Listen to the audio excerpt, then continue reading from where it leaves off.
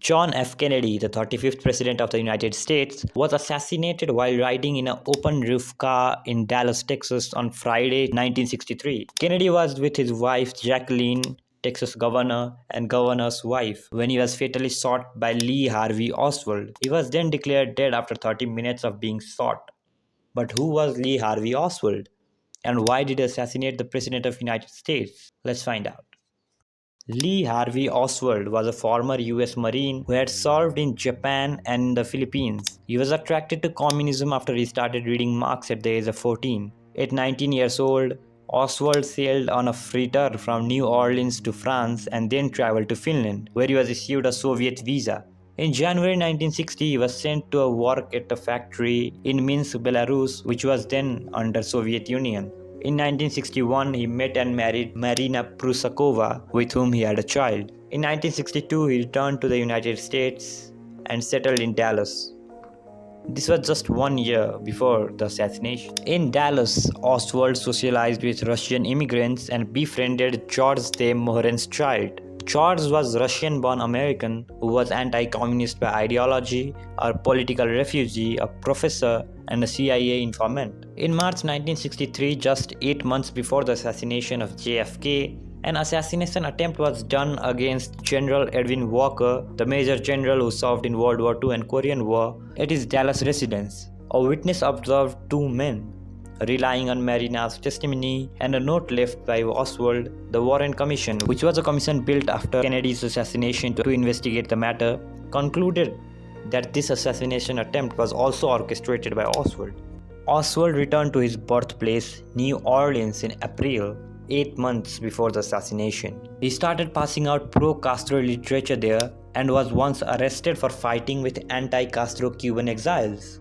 In late September 1963, just 2 months before the assassination, Oswald traveled to Mexico City, where, according to the Warren Commission, he visited Soviet and Cuban embassies. And finally, on October 3, Oswald returned to Dallas and found work at Texas School Book Depository on Dealey Plaza.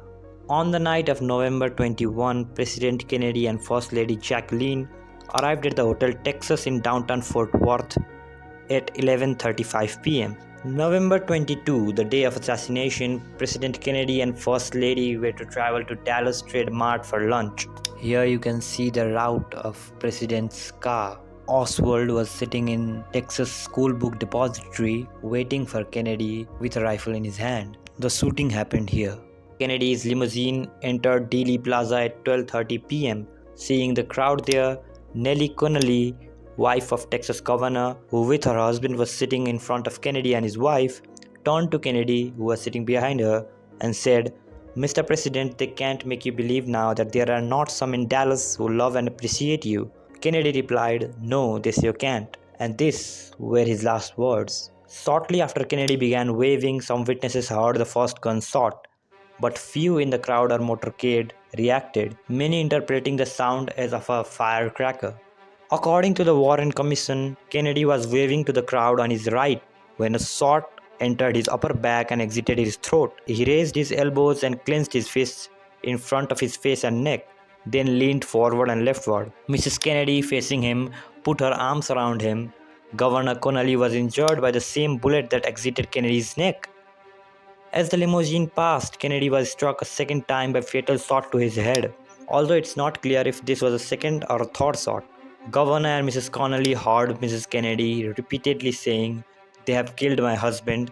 I have his brains in my hand." After the assassination, Oswald returned home to retrieve a pistol. He then shot and killed a lone Dallas policeman, J.D. Tippit, shortly afterwards.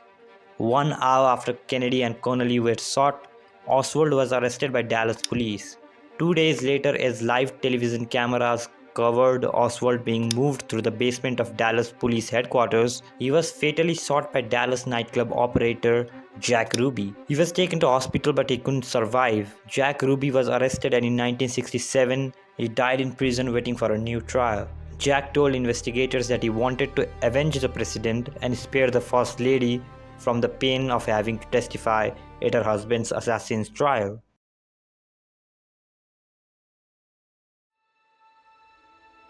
After a 10-month investigation, the Warren Commission, formed by former President Lyndon B. Johnson, concluded that Oswald assassinated Kennedy and that there was no evidence that either Oswald or Ruby was part of a conspiracy. But still, a vast majority of Americans today believe that there is a conspiracy behind all this. But these are just claims and theories. The actual truth behind Kennedy's assassination is either found or buried forever.